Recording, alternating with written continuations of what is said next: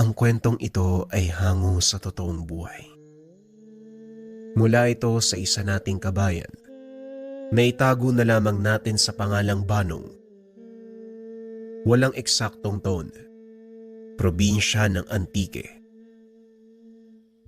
Kailan ka ba titino, Ismael? Halos araw-araw ganito nangyayari sa'yo eh. Hindi pa nga magaling yung una kong tinahi, nasa pawan na naman. Ikaw na lang yung nakakaubos ng benda ko dito sa ospital ah. Wika ni Banong. Pasensya ka na, Dok Banong. Napagdiskita na naman ako sa kanto eh. Wala naman akong ginagawa sa kanila. Hoy Ismael, wag mo nga akong tawaging Dok. Nakakaasiwa kapag pinagsama yung salitang doktor sa kayong palayaw kong Banong. Lalo na kapag ikaw yung nagsasabi eh. Alam mo, hindi ka kukuyugin ng mga tao kung wala kang ginagawang masama. Kaya sabihin mo sa akin, anong nangyari? Wala nga. Bakit ba ang kulit mo? Aray, daan-daan naman oh. Lalo ko pang ididiin yan. Magsalita ka. Ano ang totoong nangyari? Para namang hindi kita kilala. Sinapiyo naman kasi ang nauna. Dumaan lang ako ha. Sukat ba namang ibinalabag niya yung galon ng tubig sa daan? Di nabasa ako. O tapos anong ginawa mo? Di hinampas ko sa kanya yung galon. Tapos ayun, nagrambula na. Kung nandun ka lang, siguradong matutuwa ka, Banong. Huwag mo nga akong dinadamay sa mga kalokohan mo. Sapat ng libre kitang ginagamot. Ay nako, kailan mo kaya mahanap yung sarili mo? Mahanap ang sarili. Alam mo minsan para kang si Padre Roman kung magsalita. Siguro kung boy pa yon, dalawa kayong nangangaral sa akin. Ang sabihin mo kung boy pa si Padre Roman, siguradong makakatikim ka na naman ng malutong na pangaral at siguradong lilinisin mo na naman yung buong simbahan. Alam mo ba nung hinahanap-hanap ko yung boses ni Padre Roman? Sayang nga lang namatay siya. Ano ba talaga nangyari? Mahabang kwento, Ismael. Kahit ako hindi ko maipaliwanag sa'yo ng husto eh. Kaya palipasin mo na lang yung katanungan na yan. Sige na, umuwi ka na. Eto, inumin mo yung gamot para hindi na mamaga yung sugat mo. Eto rin konting pera. Bumili ka na makakain. Mamirmi ka sa kubo ha. Pupunta na lang kita dun sa susunod na araw. Salamat Banong ha.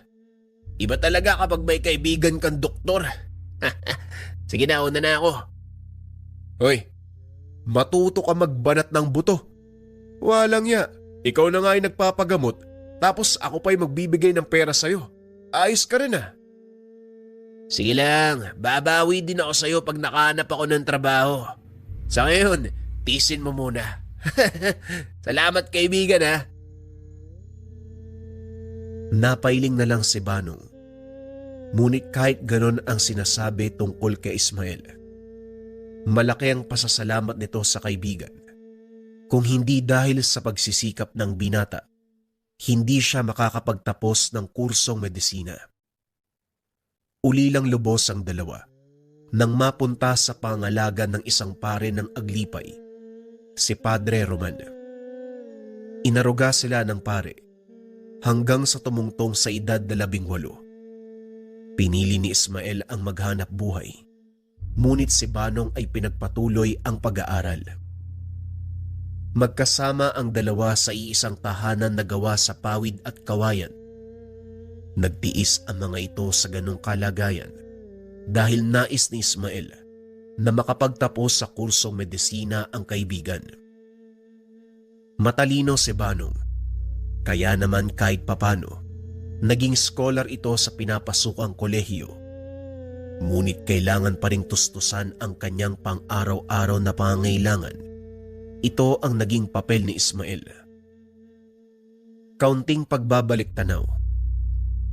Nang mga panahong ito, nasa huling taon ng kolehiyo si Banong sa isang sikat na universidad sa Maynila. Kasama niya si Ismael dahil ayaw niyang mawalay sa tabi ang kinikilalang kapatid. Kaunti na lang at matatapos na ito sa kursong medisina. Kapag nakapagtapos na ako, ikaw naman ang mag-aaral ng kolehiyo ha. Akong bahala sa'yo. Naku Manong, hindi na siguro. Magtatrabaho na lang ako. Sikapin mo lang na magkaroon ng magandang buhay para sa magiging pamilya mo. Ikaw na yung pamilya ko, Ismael. Hindi ko na siguro iisipin pa na magkaroon ng sariling pamilya. Alam mo Manong, iba pa rin ang may sarili kang pamilya. May asawa.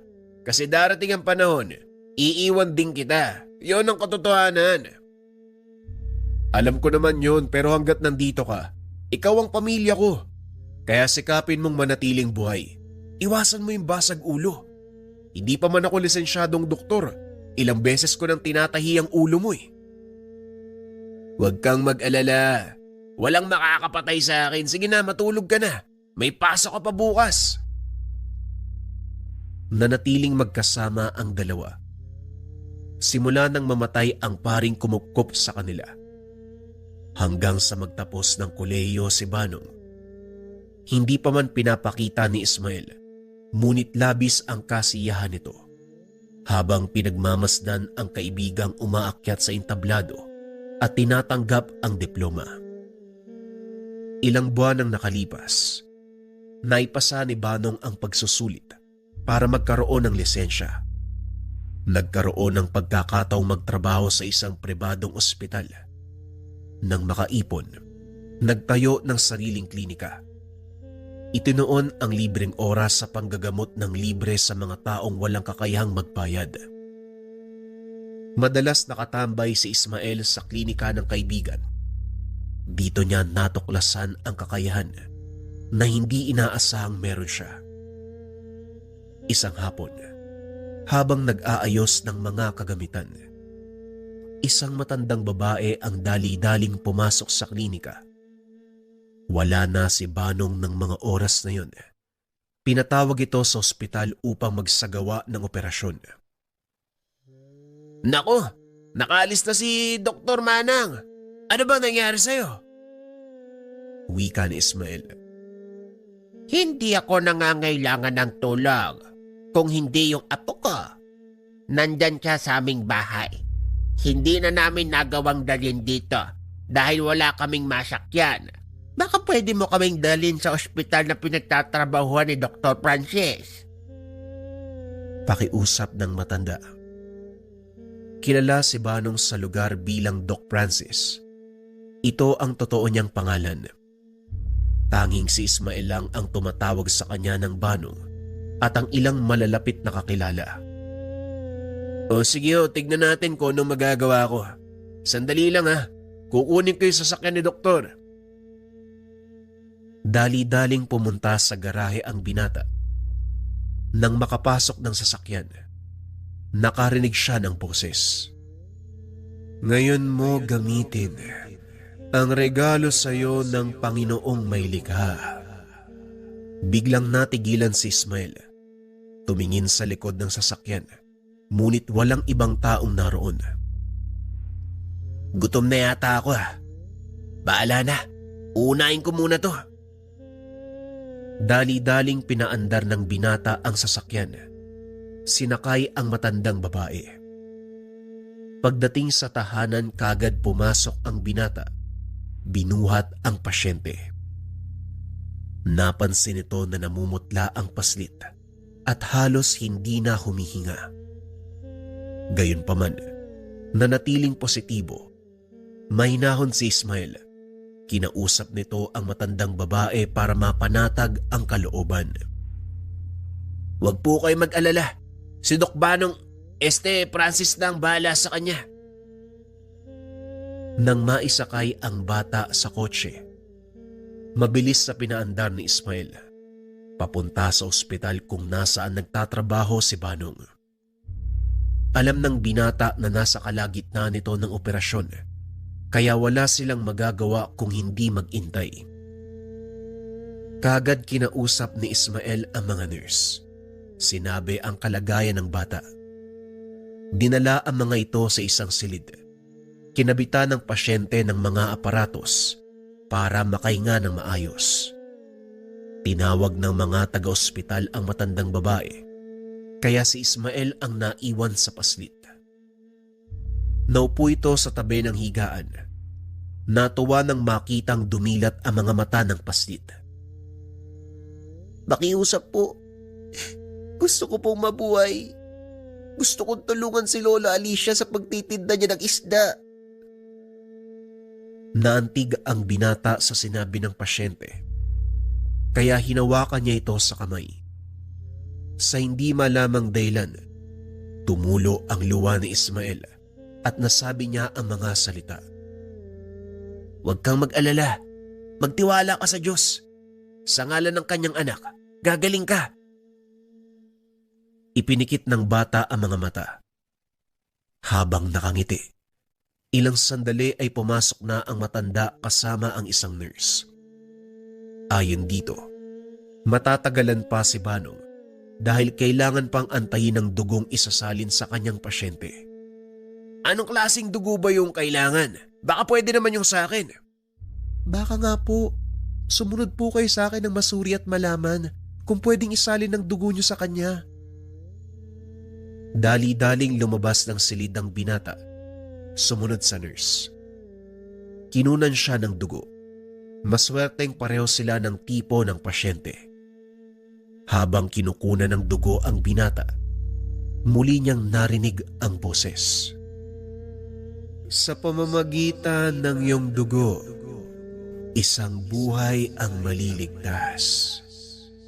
Napadilat si Ismael. Nilibot ang tingin sa paligid. Walang ibang taong naroon kung hindi ang nurse. Nurse, may iba bang pumasok dito maliban sa'yo? Wala naman po. Kanina pa ako dito. Wala namang ibang pumapasok. Bakit po? Wala naman. Siguro guni-guni ko lang. Ilang sandali pa natapos na ang pagkuha ng dugo. Nanatiling nakahiga ang binata dahil nakaramdam ito ng pagkahilo. Huwag na po muna kayong tumayo. Normal na mahilo kapag kinukunan ng dugo. Sige, dito na lang muna ako. Nanatili sa silid na yon si Ismael ng ilang minuto at nang maramdaman na kaya ng tumayo, kagad siyang bumalik sa silid ng binata. Laking gulat niya dahil nakaupo na ito habang inaasikaso ng mga nurse. Pumasok ang isang doktor at kinausap ang binata. Ikaw ba yung nagdala sa kanya dito? Sa pagkakaalam ko, kapatid ka ni Doc Francis. Parang ganun na nga ho, Doc. Ano po bang nangyari sa bata? Ayoko mang-aminin pero sa palagay ko, nagkamali kami ng pagsusuri. Kung dinala niyo ang bata, yung sakit niya, aminin ko, parang hindi na siya makakaligtas. Pero ayan, Doc, nakita mo naman, di ba? Ano kaya nangyari? Paano niyo nasabi na nagkamali kayo? Hindi nagsisinungaling ang mga resulta niya. Hindi rin nagkamali ang mga nurse sa pagsusuri, lalo na sa dugo. Wala nang pag-asang makaligtas ang batang yan. Kaya malaking katanungan sa amin ngayon kung paanong bumuti ang pakiramdam niya. Tinignan ni Ismael ang paslit. Nakikipag-usap ito sa kanyang lola na parang walang nangyari. Ilang sandali pa ay dumating na si Banong. Ismael, anong nangyari? Sino yung pasyenteng dinala mo? Pero parang hindi na kailangan ng tulong. Alin? Yung apo ni Aling Alicia? Naku, sasabihin ko sa iyo yung totoo ha. Wala nang pag-asa ang batang yan. Kinausap ko na si Aling Alicia tungkol dyan. Ako yung sumuri sa kanya. Sigurado ako sa naging resulta. Pero mukhang nagkamali ka, Doc Francis. Sinuri uli namin ang bata. Negatibo sa sakit na thalassemia. Nanlaki ang mga mata ni Doc Banong. Hindi to makapaniwala sa sinabi ng kapwa-doktor. Sigurado ako, Doc Ruben. Nasa akin pa nga yung resulta at nalagyan ng dugo na kinuha sa bata nung sinuri ko siya. Nasa uling bahagi na ang kanyang sakit. Halos inubos na ng puting selula ang pulang selula. Sandali lang, hindi ko kayo maintindihan. Ano ba nangyayari, Banong? Sa madaling sabi, kumaling ang sakit ng bata. Pero paano nangyari yun? Teka, maiba ako. Sa'yo ba nanggaling yung dugo na isinalin sa inoperahan kong pasyente? O ata, nagpresenta ako kanina para mapabilis ang operasyon mo. Bakit? Ano ba nangyari? Ano bang nangyayari? Bakit parang punong-puno ng misteryosong kaganapan yung araw na to? Himalang nahinto ang pagdudugo sa utak ng pasyenteng inooperahan ko. Nung nasa lina ng dugo yung galing sa'yo. Nagulat si Ismael. Humagalpak sa kakatawa. Sigurado ka ba, Nong? Paano naman mangyayari yun? Ano yun? Himala yung dugo ko. At saka mga doktor kayo, di ba? Bakit kayo naniniwala sa milagro? Baka nagkataon lang. Hindi pwedeng nagkataon lang. Ilang bag ng dugo na ang isinalin sa kanya. Pero hindi naaampat ang pagdurugo. Susuko na nga sana yung mga kasamahan kong doktor Pero nang salina ng dugo mo ang pasyente, ilang segundo lang, huminto yung pagdudugo sa utak niya. Kaya natapos namin yung operasyon. O edi, mabuti kung ganon, magaling. Makakauwi ka ng maaga tapos makakapagpahinga. Pero ilibre mo muna ako ng mainit na bulalo Diyan sa kanto, masarap daw yun Mabuti pa nga. Nang makapag-isip ako na maayos sa gagawin kong ulat bukas. Hindi ko alam kung saan ako mag-uumpisa at ano ang gagawin kong paliwanag. Hindi man pinapalata ni Ismael. Ngunit meron siyang ideya kung ano ang nangyayari. Alam ng binata na siya ang maaaring may gawa nito. Ngunit hindi niya maamin sa sarili. Dahil sa hindi maipaliwanag na kaganapan, naging usap-usapan si Banong sa ospital na pinagtatrabahuan. Hindi rin ito nagawang depensa ng sarili sa isang akusasyon. Nagkamali sa pagsusuri sa batang pasyente. Kaya napilitan ng binatang doktor na umalis sa naturang ospital. Sa kabila ng hindi magandang pangyayari, isang biyaya ang dumating sa dalawang binata. Pinatawag si Banong sa kanilang probinsya upang doon magpatuloy sa pagdodoktor. Masakit man sa dalawa na iwanan ang lugar na kumanlong sa kanila. Kinakailangan nilang umalis upang harapin ang panibagong buhay. Umuwi ang dalawang binata sa probinsya ng Antique sa isang pampublikong ospital. Ipinagpatuloy ni Banong ang pagiging doktor. Si Ismael naman, naganap ng trabaho sa bayan. Maswerteng nakapasok bilang tagamaneho sa isang malaking tindahan ng bigas. At dito na nag-umpisa na magbago ang buhay ng binata. Balik tayo sa kasalukuyan. Kakauwi lang ni Ismael sa kanyang kubo habang nagbubukas ng pintuan. Napansin ng binata ang dumaang pangkat ng mga tao galing sa kabundukan. Medyo madilim na mga oras na yun. Ngunit naaaninag pa rin ang hubog ng mga ito mula sa kanyang kinaroroonan. Tinatayang 7 tao ang naglalakad. Huminto ang mga ito sa gawing unahan ng kanyang bakuran. Lumapit ang isa sa kanya upang makahingi ng tubig na inumin. Mawalang galang na sa'yo, binata. Maaari ba kaming humingi ng tubig inumin? Malayo ang aming pinanggalingan. Wala kaming nadaan ng bukal. Wala naman pong problema. May lalagyan po ba kayo? Nako, yan nga din yung problema namin Nahulog sa bangin ng ilan sa mga gamit habang papunta kami dito. Nako, ang malas naman. Ayos lang, may galon pa naman ako doon Sandali at kukunin ko. Dali-daling pumasok ang binata. Habang nasa loob ng bahay, naramdaman niya. Nagsipaglapitan ang iba pang kasama ng lalaki. Sa tansya ni Ismael, katutubong aita ang mga ito. Hindi muna lumabas ang binata.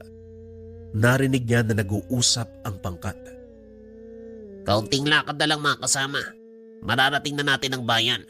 Magpasalamat na lang tayo dahil nagawa nating makalis sa baryong yun. Tama ka. Kung hindi tayo nakalis doon malamang, pati tayo ginawa na nilang sakripisyo. Hayop talaga yung Crisanto na yan. May araw din siya. Masyadong makapangyarihan si Crisanto. Wala tayong panama sa kanya. Isinalna niya ang kaluluwa sa demonyo. At maliban pa dun, isa rin siyang aswang. Hindi man ako makaharap niya. Balang araw may isang taong gagawa nun para sa atin. Mabibigyan ng katarungan ng kamatayan ng ating mga anak. Pag-uusap ng dalawang katutubo. Dito na lumabas si Ismael. Kunwari ay walang narinig sa pinag-uusapan. Kagad duminto sa pag-uusap ang dalawa nang makitang lumabas ang binata. Pasensya na kung natagalan ha. Eto ang tubig niyo. Sandali nga, kumain na ba kayo? Mukhang pagod at... Oh, sugatan niyo ilan sa mga kasama mo ha. Ayos lang kami. Tubig lang ang kailangan namin. At isa pa, parang kailangan mo din magpahinga eh. Napansin ng isa sa mga katutubo ang mukha ni Ismael. May mga pasa at benda. Ito. Nadisgrasya kasi ako sa motor. Kaya nagkapasa yung mukha ako. Kung gusto nyo, may natira akong pagkain sa loob. Bakit hindi nyo ako saluhan sa hapunan? Kung hindi naman kalabisan sa'yo, sige mananatili kami. Sandali lang ha. Maglalabas lang ako na mapulutan natin. Maupo muna kayo at magpahinga. Sigurado ka ba, Kitong? Mamaya masundan tayo ng mga mahabol sa atin.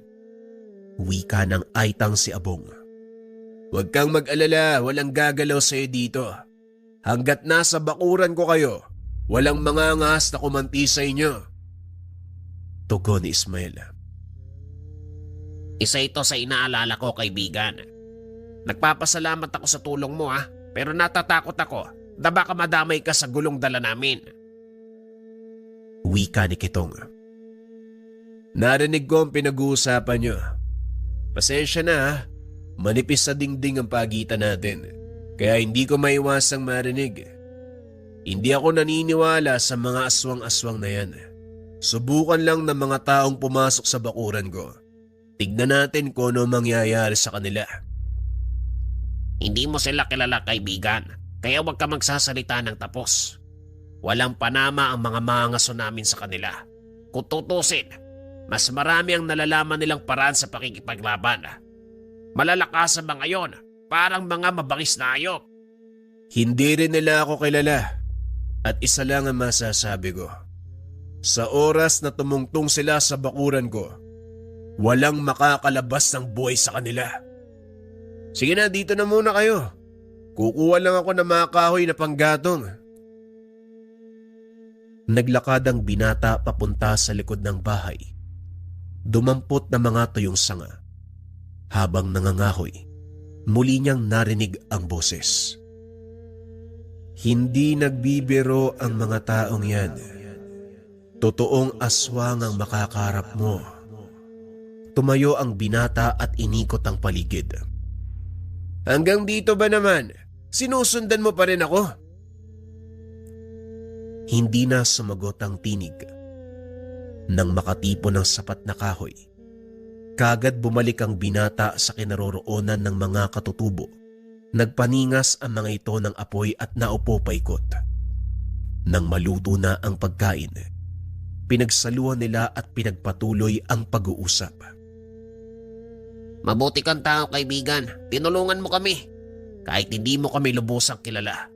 Pagpalain ka na may likas sa iyong kabutihan. Ang pangalan ko nga pala ay Kitong. Wala yun. Ginagawa ko lang ang nararapat. Nangangailangan kayo at may kakayahan akong tumulong.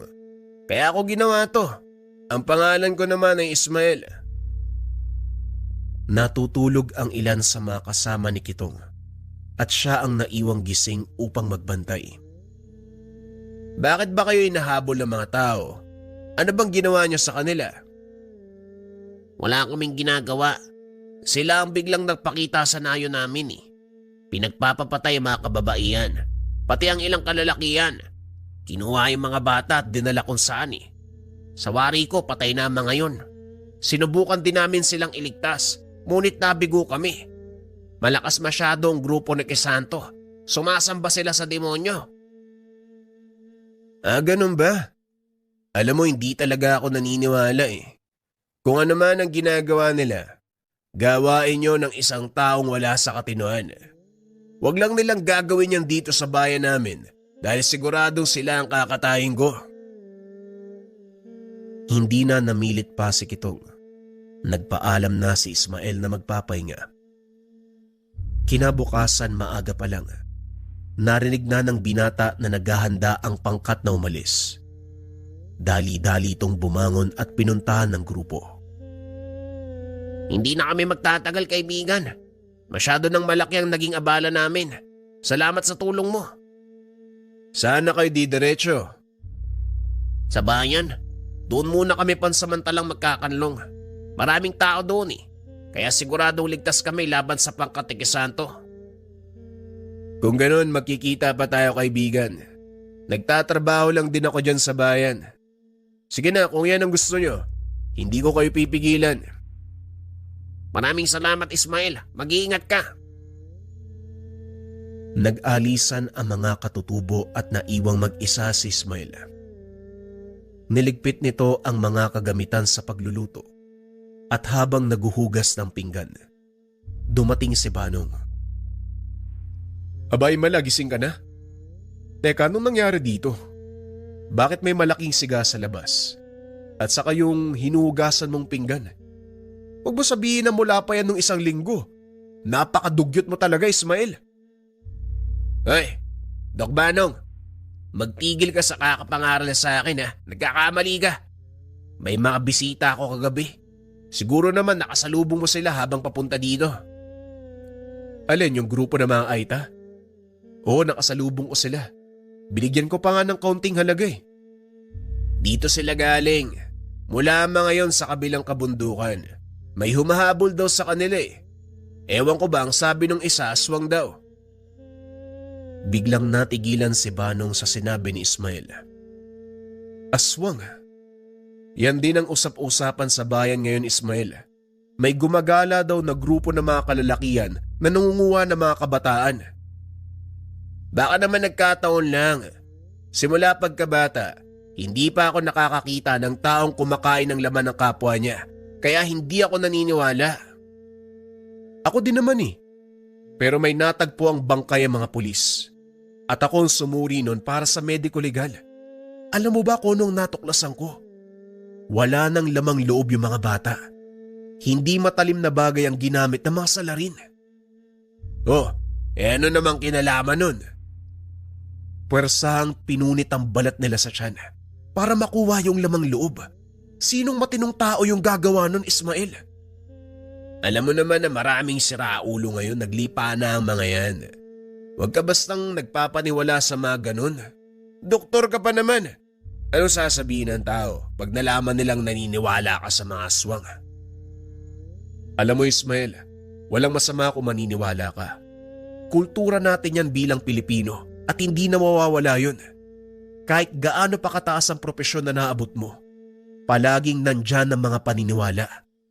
Bilisan mo na nga dyan, nang malinis ko yung mga sugat mo.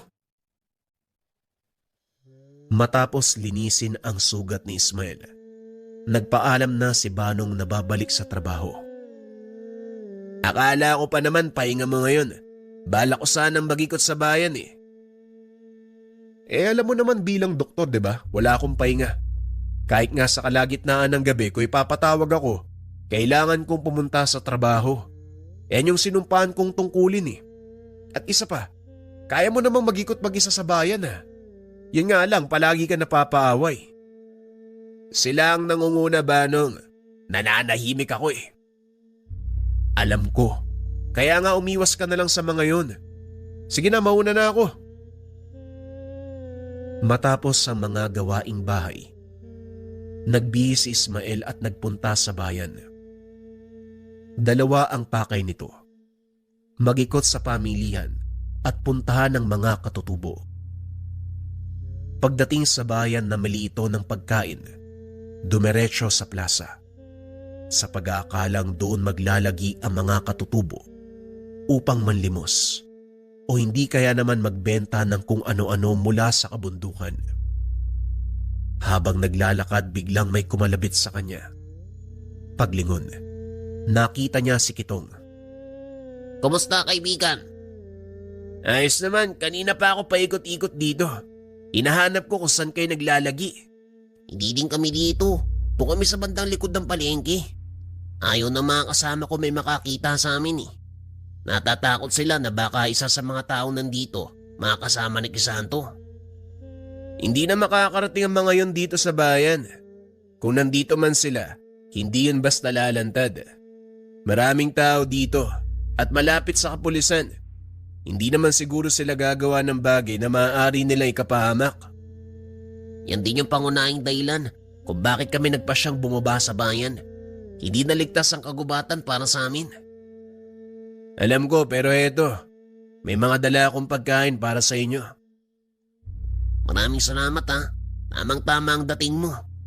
Pabalik na rin ako sa tinitira namin.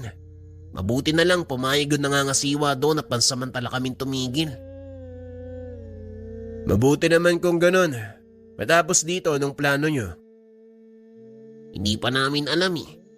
Sana lang lubayan kami ng grupo ni Crisanto nang makabalik na kami sa aming tahanan. Habang nasa kalagitnaan ng paglalakad, biglang napahinto si Kitong. Dali-daling tumakbo pabalik. Hindi na nagawang pigilan ni Ismael ang katutubo.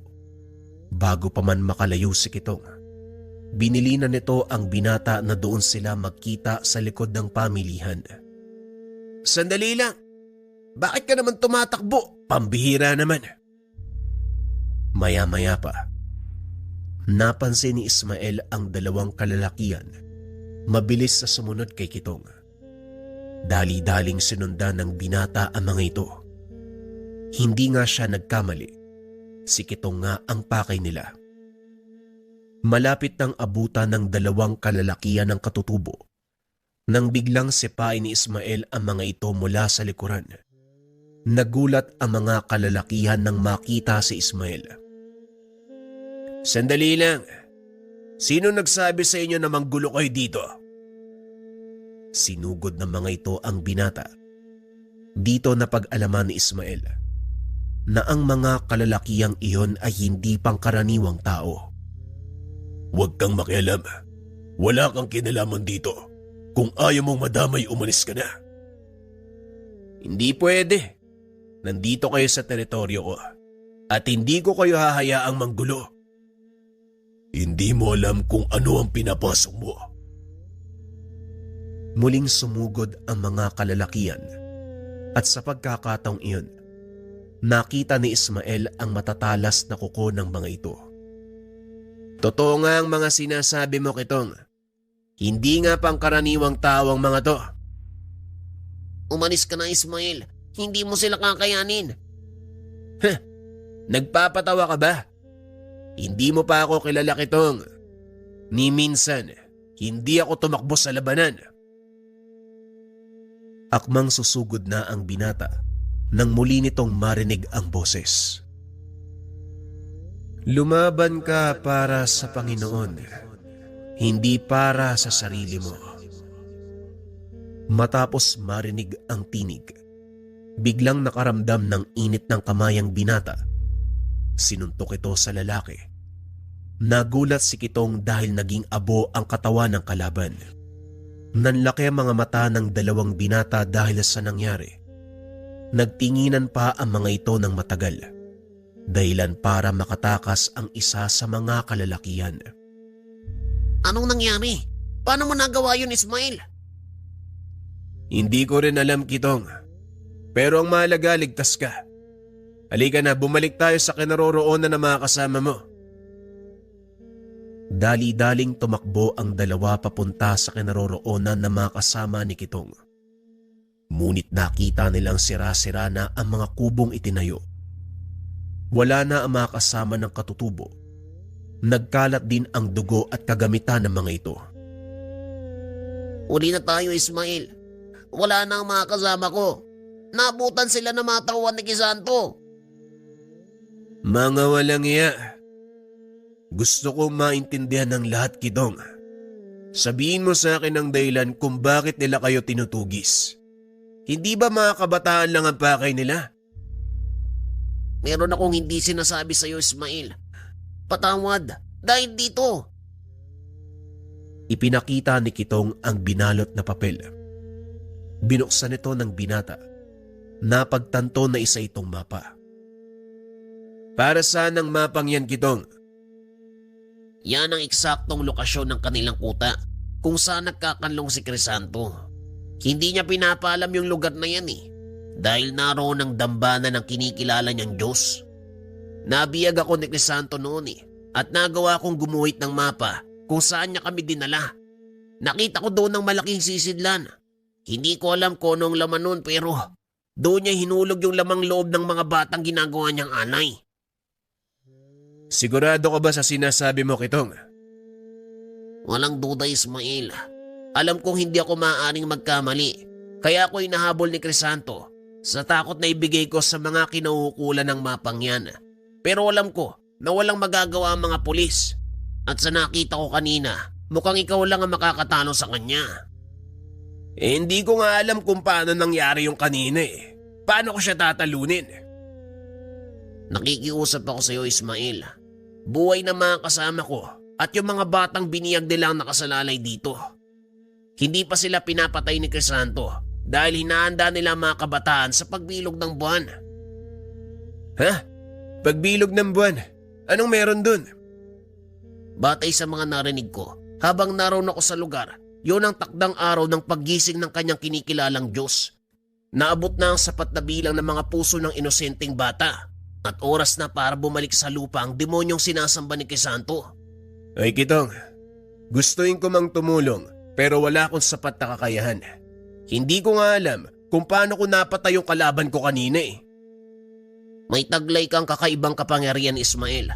Nararamdaman ko yan sa'yo. Kaya naman nakikiusap ako, kaibigan. Tulungan mo ko. Biglang natahimik si Ismael. Humiling ng panandali ang katahimikan. Naupo ito sa paanan ng puno. Nagsimulang magsalita mag-isa. Anak nang, pambihira naman talaga. Paano ko ngayon tutulungan ng mga katutubo?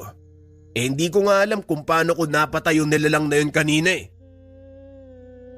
Sinapo ng binata ang ulo at habang nakayuko. Bigla na naman niyang narinig ang boses. Sa pagkakataong iyon, isang lalaking nakasuot ng gintong baluti ang nakatayo sa kanyang harapan. May kulay gintong buhok at malabay na pakpak. Alam kong marami kang katanungan at nandito ako para sagutin ang lahat ng yan. Napaangat ng tingin si Ismael. Nakita ang lalaki. Nako, pati mata ko. Pinaglalaroan na ako Hindi ka pinaglalaroan ng mata mo. Ang pangalan ko ay Eradiel. Ako ang gabay mo. Gabay? Ano ka naman, Anghel de la Guardia? Sabihin na lang natin ganon. Naghahanap ka ng kasagutan sa mga tanong mo kung paano mong haharapin si Crisanto at ang sinasamba niyang demonyo. Ang totoo, nasa iyo na ang kasagutan. Nasa akin. Bakit? Anong meron sa akin? Balikan mo ang nakaraan. Isipin mo kung paano mong napagaling ang paslit mula sa wala ng lunas na sakit. Paano mong naduktungan ang buhay ng isang lalaking mamamatay na dahil sa tumor sa utak. Hindi mo ba napagtanto sa sarili mo na may biyaya ka na galing sa Diyos na siyang tagapaglikha ng lahat ng bagay? Biyaya? Ako ba ang dahilan ng paggaling ng mga taong yun? At saka, bakit ako yung pipiliin ng Diyos? Kung tutusin, patong-patong ang kasalanan ko. Hindi lang sa Kanya, maging sa kapwa ko. Hindi tumitingin ng Diyos sa kung ano ang nagawa mo. Tandaan mo ito, Ismael. Alalahanin mo si Moises. Isang makasalanan, mamamatay tao.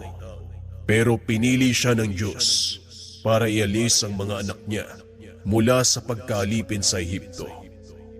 Kahit sino o kahit ano ka pa, Ismael, kung pinili ka ng Diyos, walang sino man o anuman ang makakapagpabago ng bagay na yun.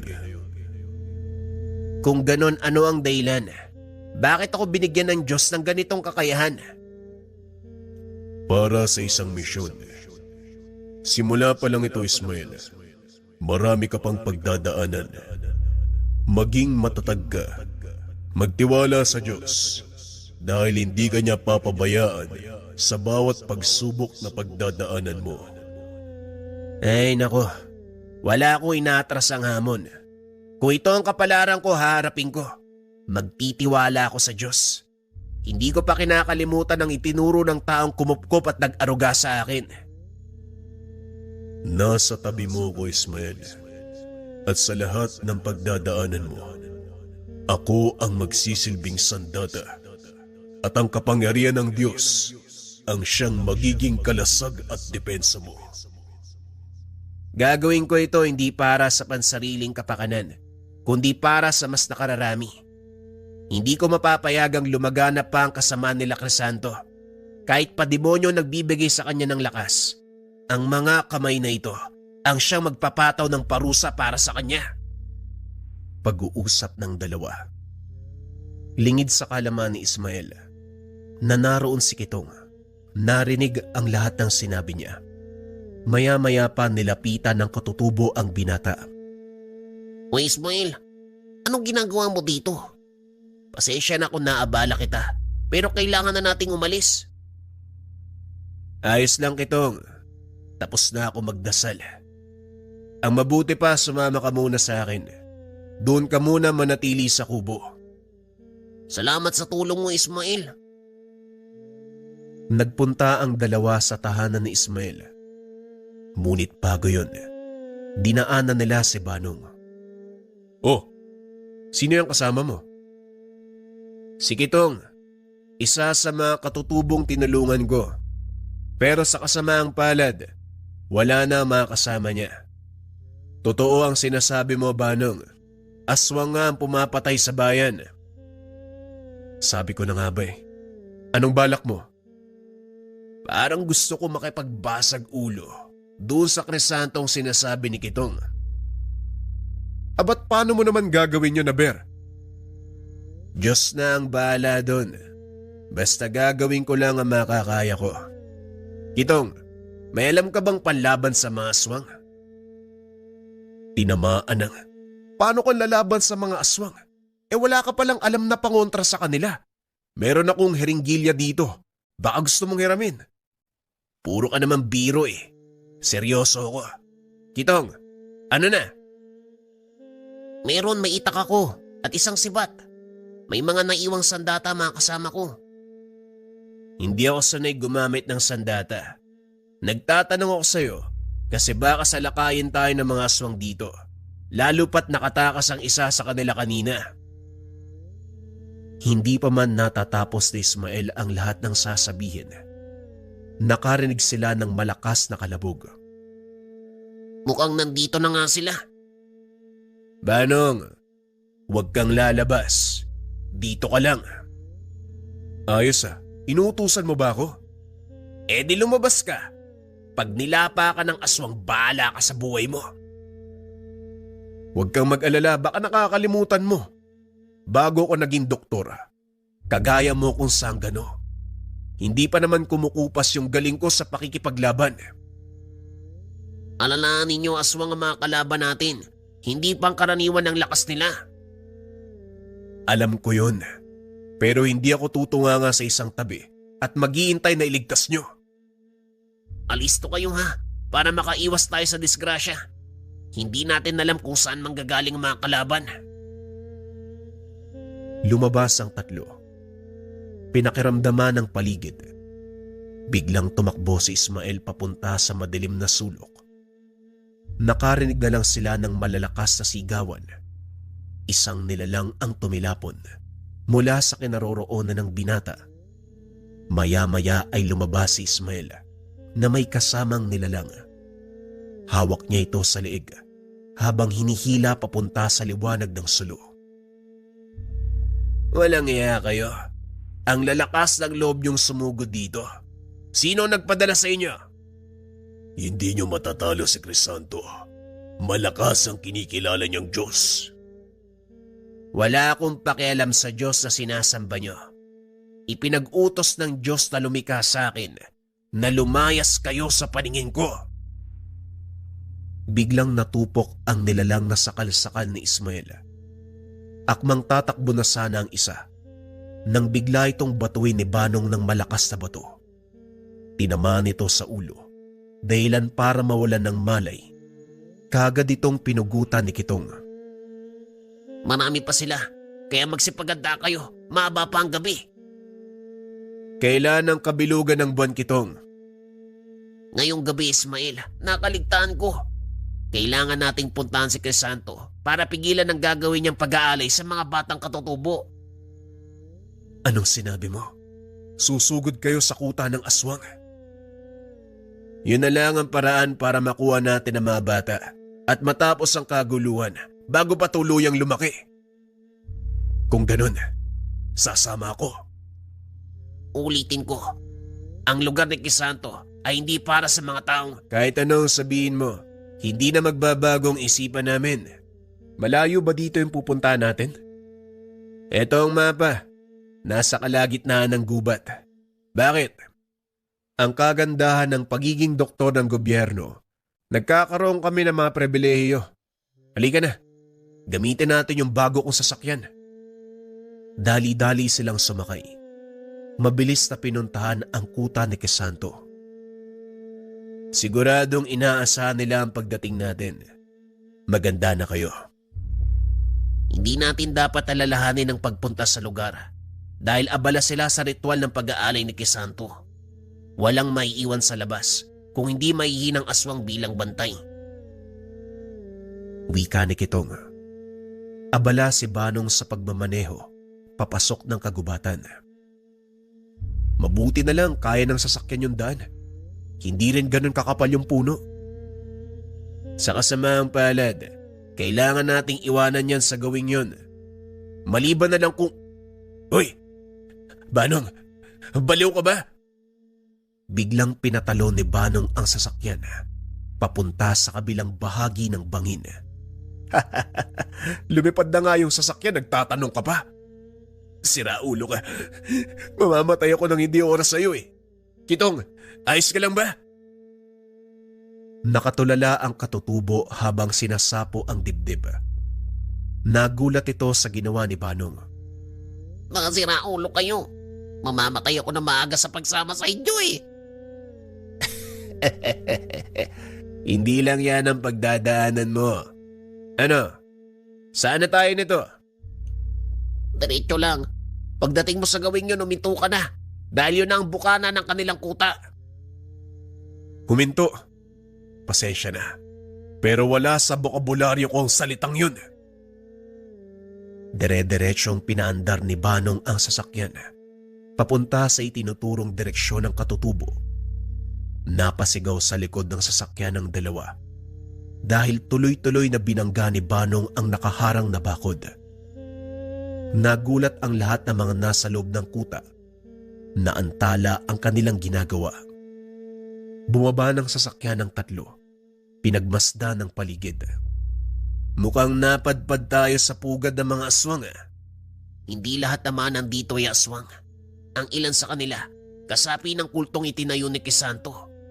Ang unang susugod, yan ang tunay na aswang. Bumunot ng itak si Kitong. Hinanda ang sebat. Samantalang si Banong naman, inatras ang sasakyan. Hinarap ang liwanag sa kinakatayuan nila Ismael. Sumugod na kayo habang bulag pa sila sa liwanag. Wika ni Banong. Nanatiling nakatayo si Ismael habang pinapakinggan ang sinasabi ng kanyang gabay. Tandaan mo, Ismael, hindi kita iiwan. Magtiwala ka lang sa Diyos na iyong Panginoon. Wika ng anghel. Nagsimulang maglakad ang binata habang inuusal ang isang bahagi ng Salmo 91. Alam ko yon. Siya ang naghahangad ng pagkupkop ng kataas-taasan at nananatili sa pagkalinga ng kataas-taasan. Makapagsasabi sa kanyang Panginoon na ikaw ang aking tahanan at kanlungan.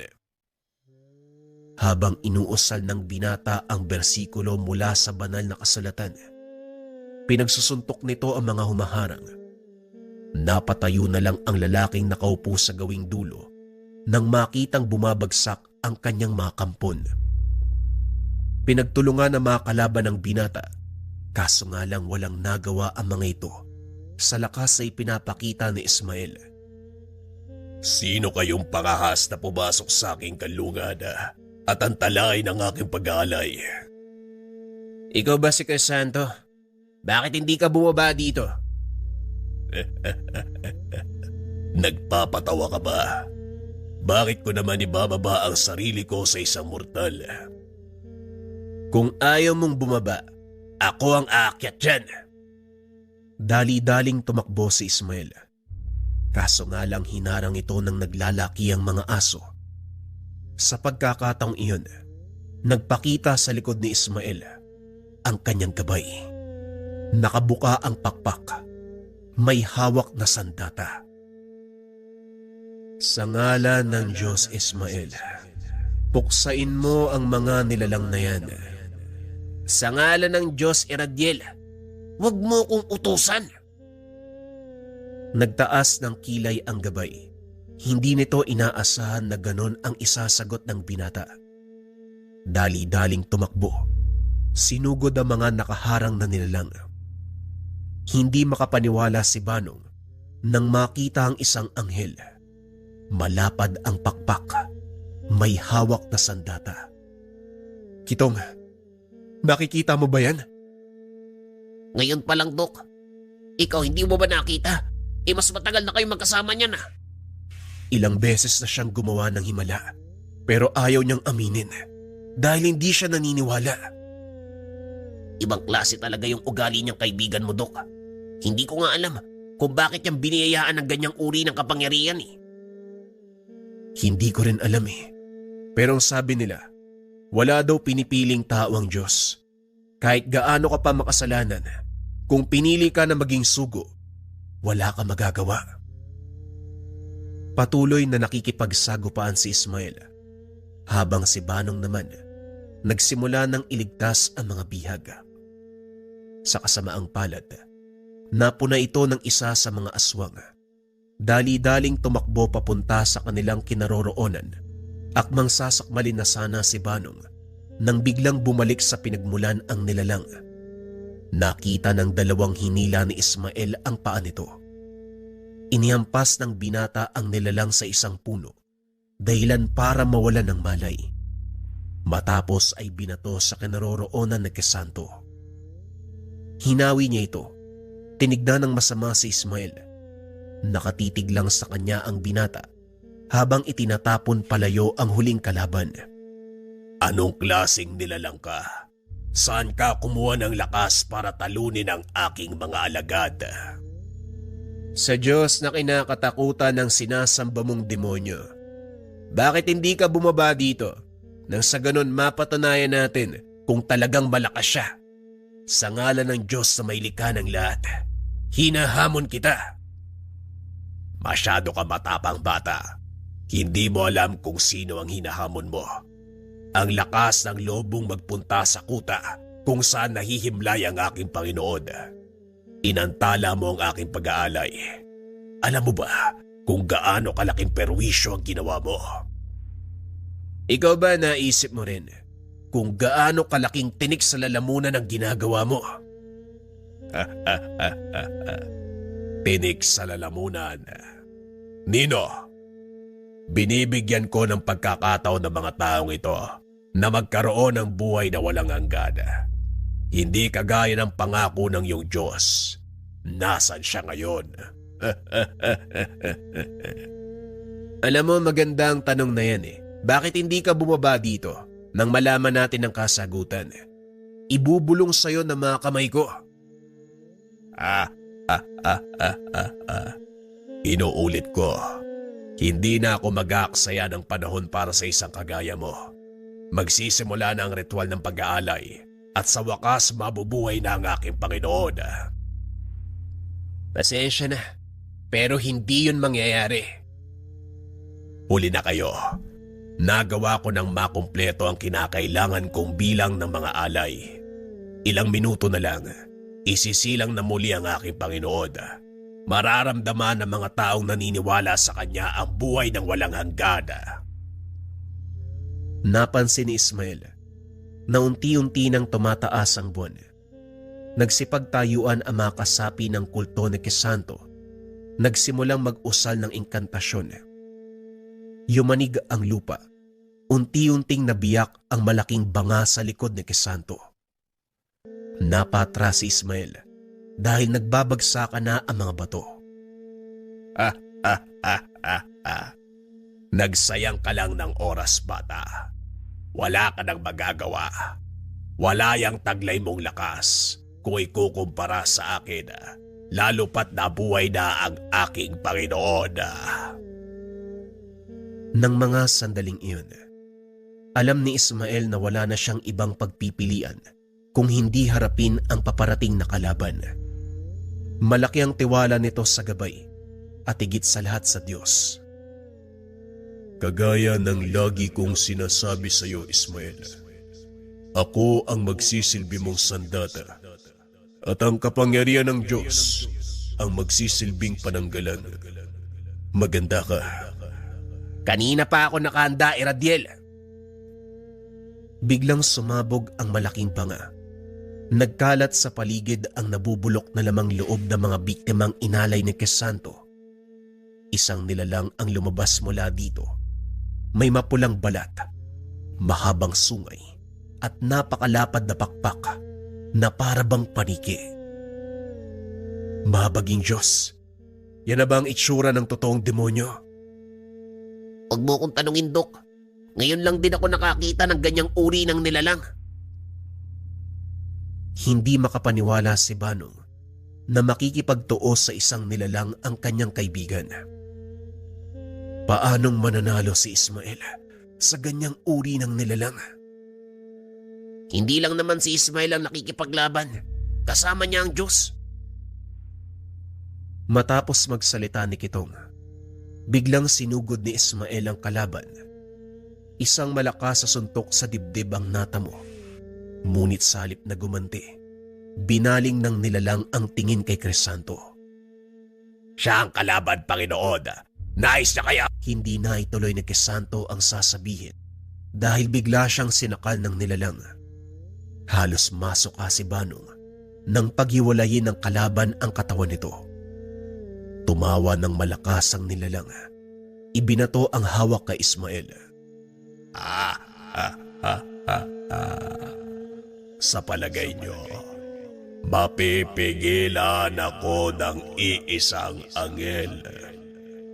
Ako si Bilayan, ang demonyo ng pagkawasak at kasakiman. Huwag kang mag-alala, Bilayan. Hindi ako nag-iisa. Biglang inihipa ni Eradel ang dalang trumpeta. Nagbabaan ang napakaraming puting liwanag. Pinalibutan si Ismael. Unti-unti ay nakaramdam ng malakas na enerhiya ang binata. Ito ang biyaya ng Panginoon. Kapangyarihan ng 100 anghel. Biglang sinugod ni Ismael ang nilalang. Pinagsusuntok.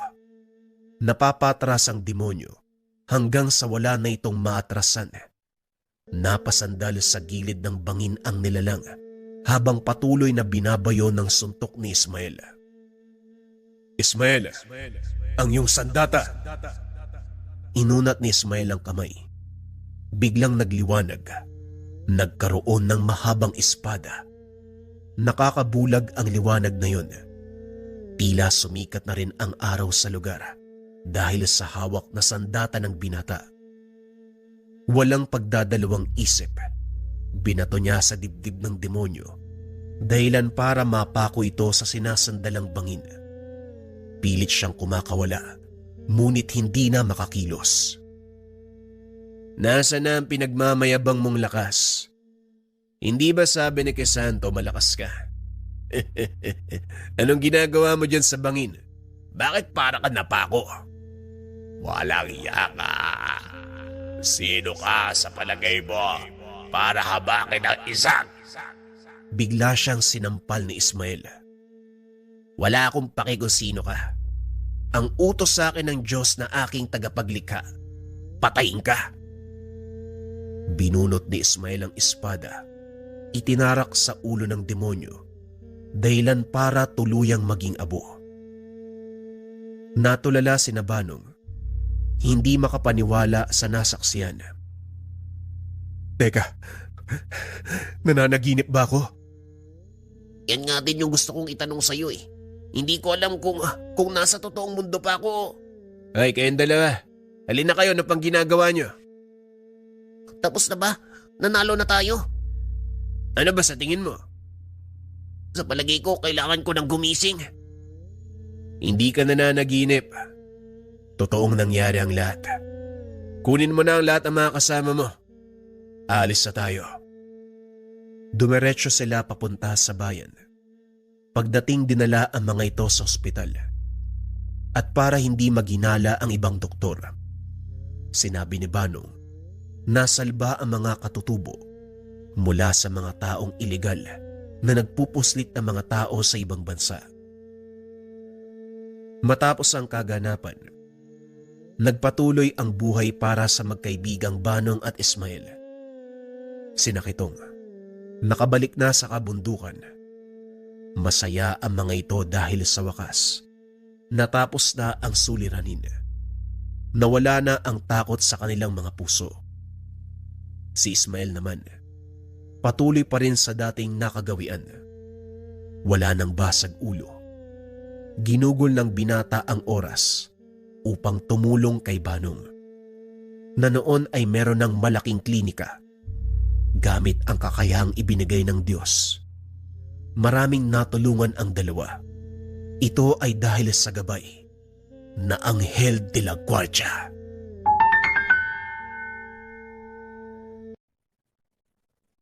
Ang kwentong ito ay hango sa totoong buhay.